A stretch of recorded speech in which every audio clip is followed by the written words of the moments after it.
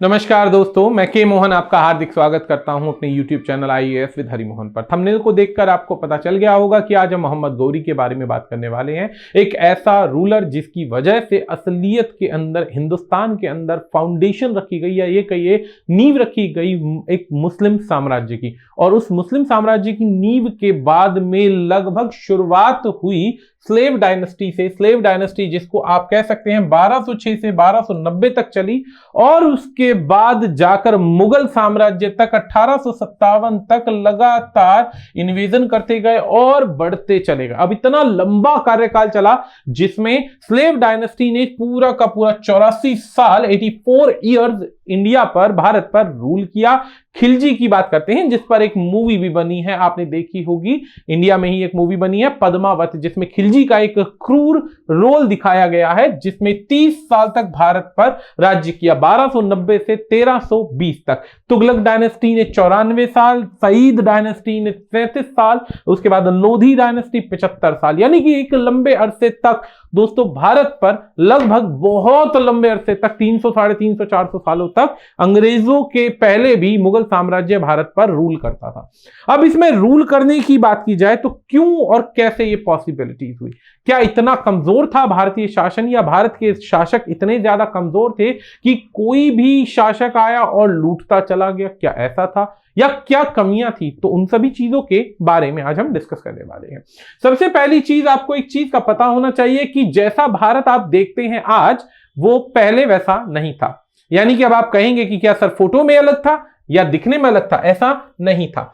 जैसे कि आप सभी यहां पर देख रहे होंगे, अभी हम बात कर रहे हैं सिर्फ और सिर्फ नक्शे की, जिसके अंदर भारत में कहने को तो आपके सामने भारत बहुत बड़ा नजर आएगा। यहां पर चेनाब, रावी, सतलुज, इंडस, ये काफी सारी नदियां सामने दिखाई देंगी। इन नदियों के सहारे ही काफी सारा अरब का सामान व्यापार के रास्ते जाता था और व्यापार किया जाता था। शुरुआत जब हुई तो शुरुआत भी यहीं से हुई थी। ये कहा जाता है कि 711 ईसा के समय में भारतीय लोगों ने, कुछ शासकों ने, लुटेरों ने यहां पर अरब के कुछ जहाजों पर आक्रमण किया और आक्रमण करने के बाद में उनके जहाजों को तोड़ दिया। तो उस समय में कासिम, मोहम्मद बिन कासिम को भेजा गया पहली बार भारत के अंदर इन जहाजों के लूटने या टूटने या इन पर आक्रमण करने और अपने लोगों को छुड़ाने के लिए। जब यहां पर वो आया तब उसने नोटिस किया कि इतना बड़ा साम्राज्य, एक तरीके से सोने की चिड़िया। क्यों सोने की चिड़िया कहलाता था? कारण समझिए, लगभग आप कहें तो बहुत लंबे अरसे, 600 से 700 वर्षों तक भारत पर कभी भी किसी ने इस प्रकार से आक्रमण नहीं किया था कि उसे गुलाम बनाया सके और लंबे समय तक चलाया जा सके, क्योंकि ये अपनी चारों तरफ से काफी ज्यादा सुरक्षित जगह पर बैठा हुआ था। भारत के अंदर वैसे भी बहुत सारे ताकतवर राजा होते थे, जिनके पास में बात की जाए तो उनका आपस में कभी युद्ध हुआ ही नहीं इतने बड़े लेवल पर कि वो कभी लड़ाई में इतनी ज्यादा ट्रेनिंग ले सके कि आने वाले मुगलों को, इस्लाम को, या फिर ये कहें जो भी इस्लाम एम्पायर स्टार्ट हुआ, इस्लाम डायनेस्टी कहें या फिर कहें जो भी फाउंडेशन रखी गई, उसको रोक सके।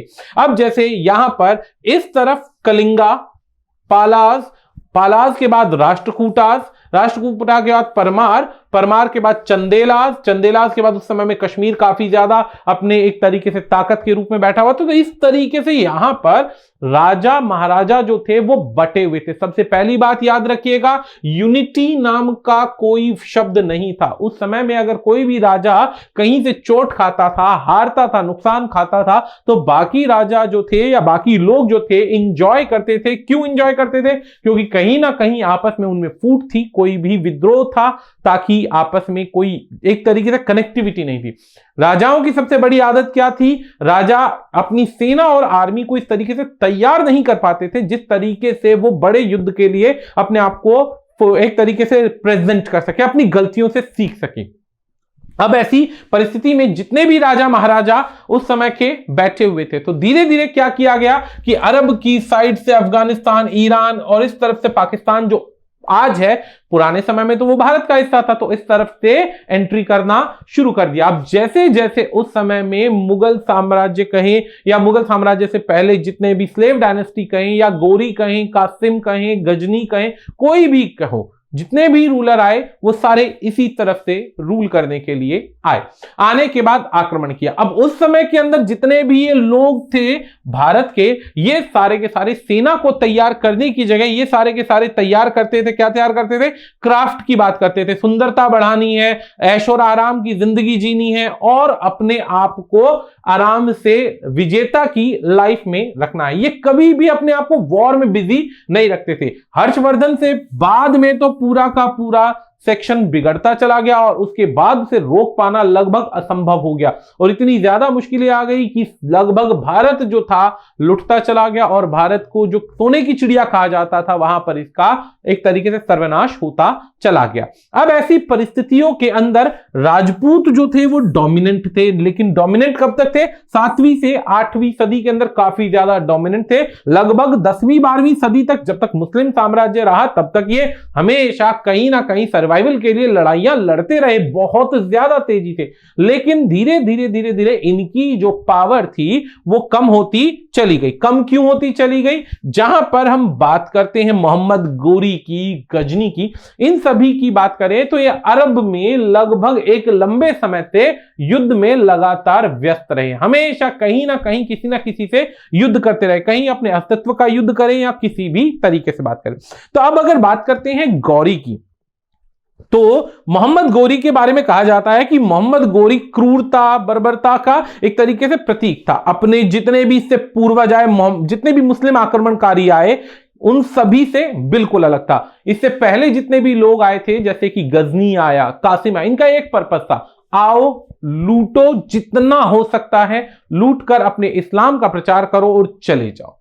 आओ लूटो, इस्लाम का प्रचार करो और चले जाओ, जितना हो सके कन्वर्जन कराओ, महिलाओं को लूटो और चले जाओ। लेकिन यहां पर गौरी की जब बात करते हैं तो मोहम्मद गोरी का जो सिस्टम था वो बिल्कुल अलग था। या ये कहे कि उस समय में अफगानिस्तान के घोर साम्राज्य के अंदर या उस एरिया के अंदर गौरी को उतना अच्छा एम्पायर जनरेट करने का स्थान नहीं मिल पाया। इस वजह से उसने भारत को स्थान चुना ताकि वो अपना पूरा साम्राज्य यहां पर पूरी सत्ता बना सके। इसके लिए जब वो यहां पर आया तो उसने राजाओं को चुनौती दी, हराया, हारने के बाद अपनी गलतियों से सीखा और सीखने के बाद फिर से आगे लड़ाई लड़ी। यही सबसे बड़ी क्वालिटी थी। जब बात करें, कई राजा तो ऐसे भी आए जो 17 बार देश को लूटने के लिए आए और आखिर बार अंत में कामयाब होकर के जीत कर यहां से गए।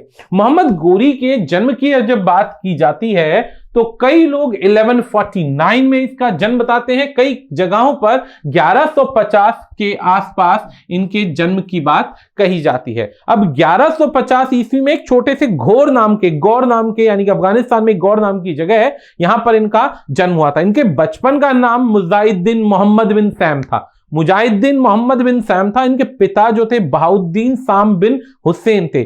काफी लंबे अरसे तक इन्होंने गुलामी का जीवन जिया, गजनवी के गुलाम रहे थे। लेकिन जब आपस में टुकड़े होने लगे, संघर्ष चला, तो जब संघर्ष चला तो गयासुद्दीन यानी गौर साम्राज्य खड़ा हुआ। गयासुद्दीन जो इनके बड़े भाई थे, इस समय में उन्होंने लड़ाई लड़ी। किसके खिलाफ लड़ी? गजनी के खिलाफ लड़ी। गयासुद्दीन ने गजनी को पूरी तरीके से जीत लिया। जीतने के समय जो मोहम्मद गोरी था गजनी का सेनापति था।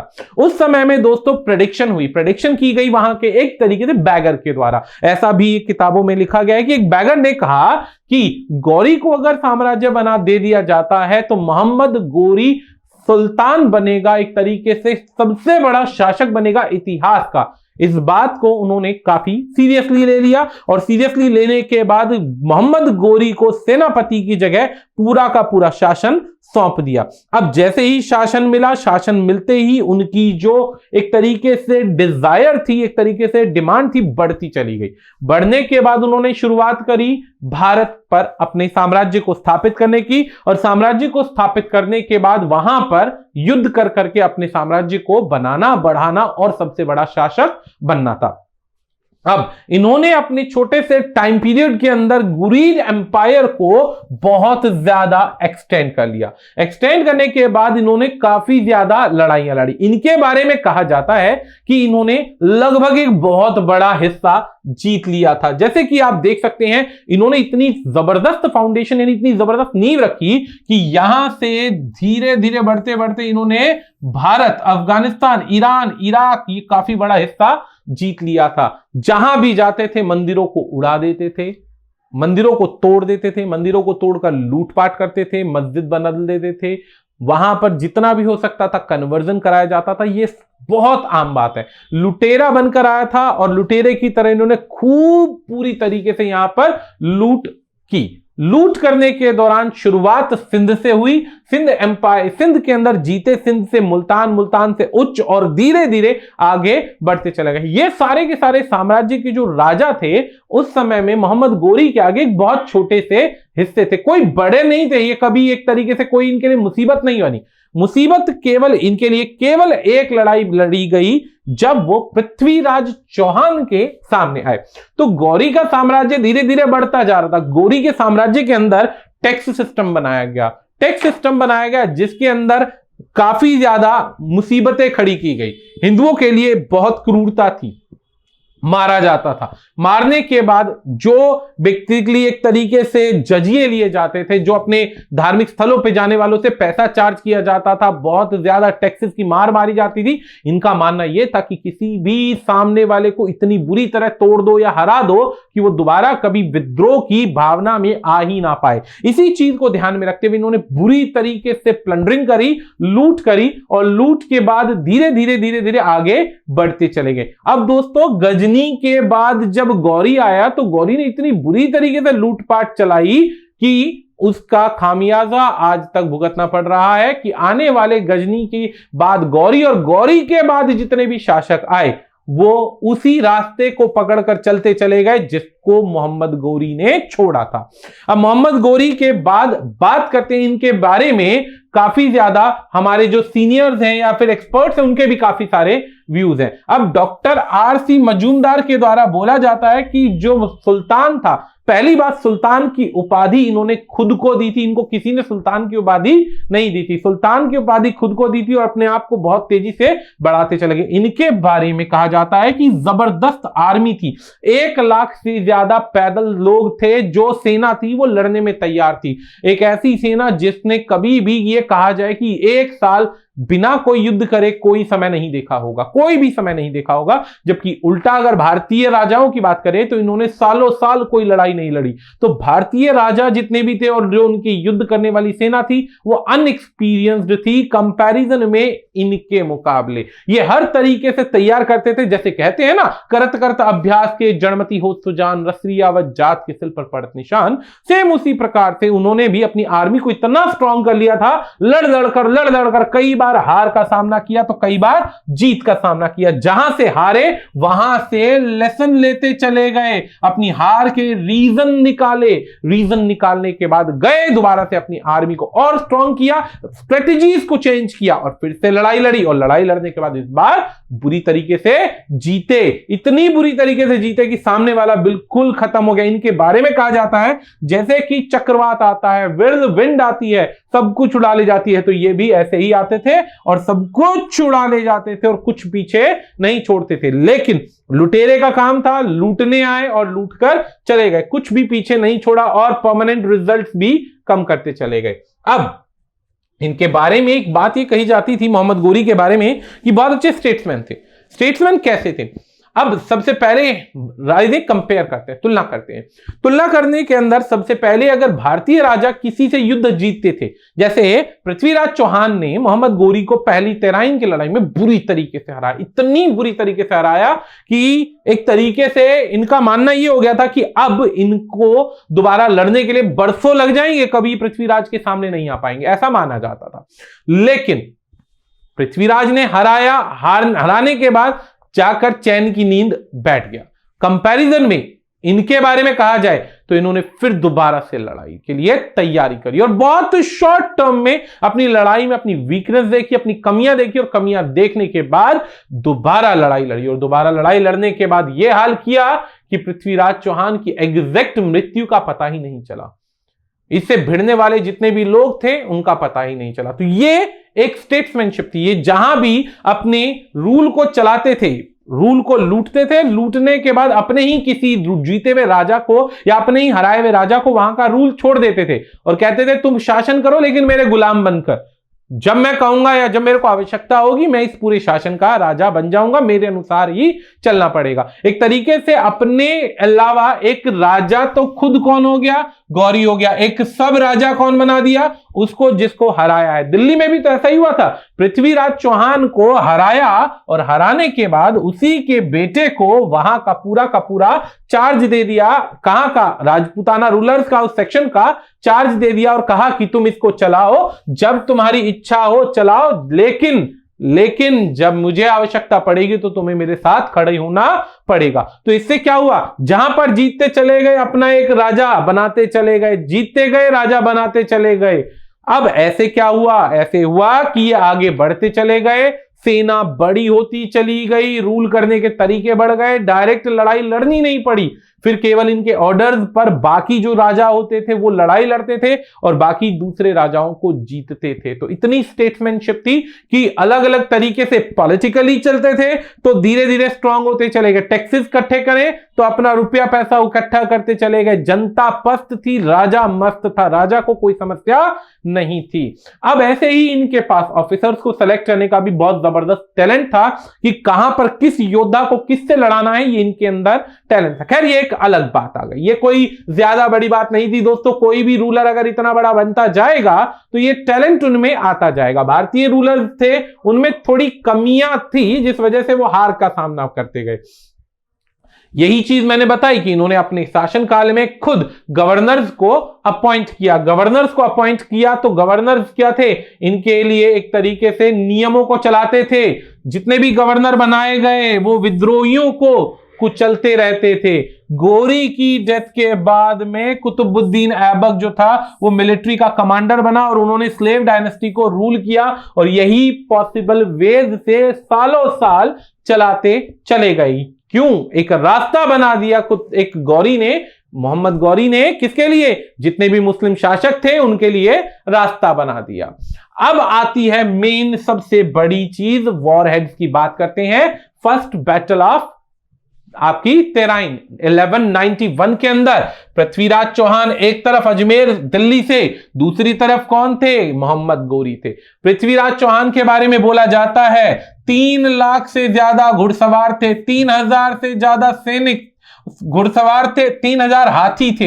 हाथियों के लिए कहा जाता था कि हाथियों को शराब पिलाकर पागल कर दिया जाता था और हाथियों को जब पागल कर दिया जाता था तो हाथी पूरी ताकत से दौड़ते जाते थे। कहां पर दौड़ते थे दोस्तों, दुश्मन सेना की तरफ दौड़ते थे। अब दुश्मन सेना की तरफ दौड़ेंगे तो क्या होगा, दुश्मन सेना डर कर भागेगी या फिर हाथियों को मारने की कोशिश करेगी। हाथी अगर नहीं मारे जाएंगे तो क्या होगा, फिर से नुकसान होगा और सेना के अंदर डर बैठ जाएगा। अब इस चीज का बहुत फायदा मिला।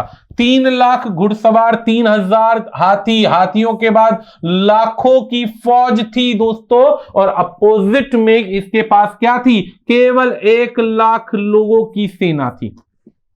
बकायदा इनविटेशन देकर, इंफॉर्मेशन देकर इन्होंने पहले कहा कि मेरा रूल स्वीकार कर लो। जब गौरी ने बोला कि मेरा रूल स्वीकार कर लो तो अब पृथ्वीराज चौहान, क्योंकि ताकत इतनी ज्यादा थी, इतनी बड़ी सेना थी कि उसके सामने कोई बोल नहीं सकता था, तो उनको लगा कि ये तो मजाक कर रहा है, चलो भाई आ जाओ युद्ध के मैदान में। युद्ध के मैदान में पहली बार जो फर्स्ट बैटल हुई उसके अंदर इतनी बुरी तरीके से गौरी को इंजर किया कि गौरी हार मानने पर मजबूर हो गया। हार मानने पर मजबूर हो गया तो एक तरफ पृथ्वीराज चौहान की सेना खड़ी थी और लोगों ने पकड़कर क्या किया, मोहम्मद गौरी को यहां पर उसके सामने खड़ा कर दिया। गौरी को पृथ्वीराज चौहान ने कहा जाओ, माफ किया।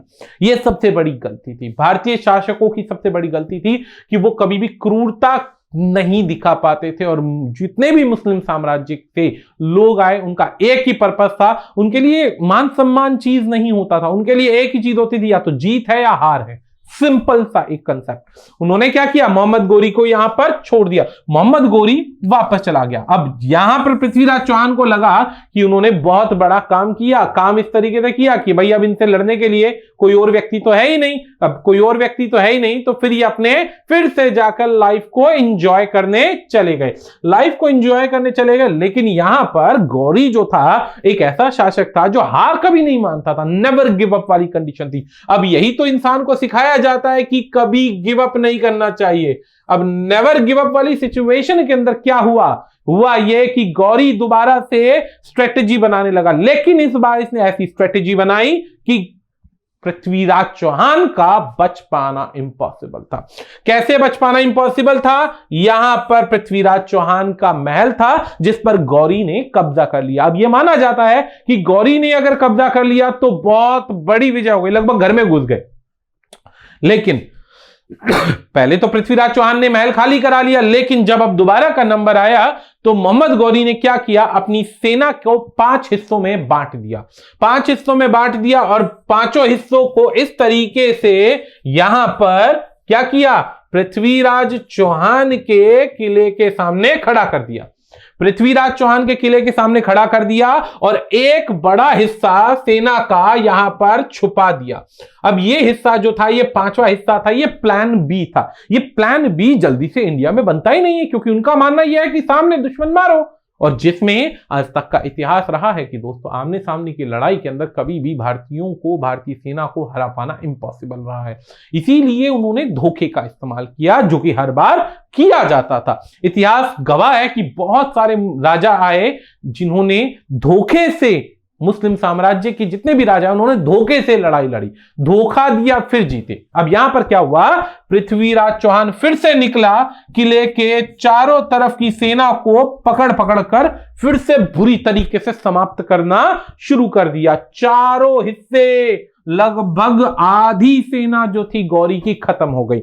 गौरी समझ गया कि भाई अब गड़बड़ है, गौरी समझ गया कि अब गड़बड़ है, फिर से वापस भाग गया। लेकिन इस बार पृथ्वीराज का गुस्सा क्या था कि नहीं यार, अब जिंदा नहीं छोड़ना, अब इसने दूसरी बार अटैक किया है, अब इसे जीवित नहीं छोड़ना। यहां से पृथ्वीराज चौहान की सेना किले से बढ़ती जा रही थी, इधर गौरी की जो सेना थी वो छुपी हुई थी।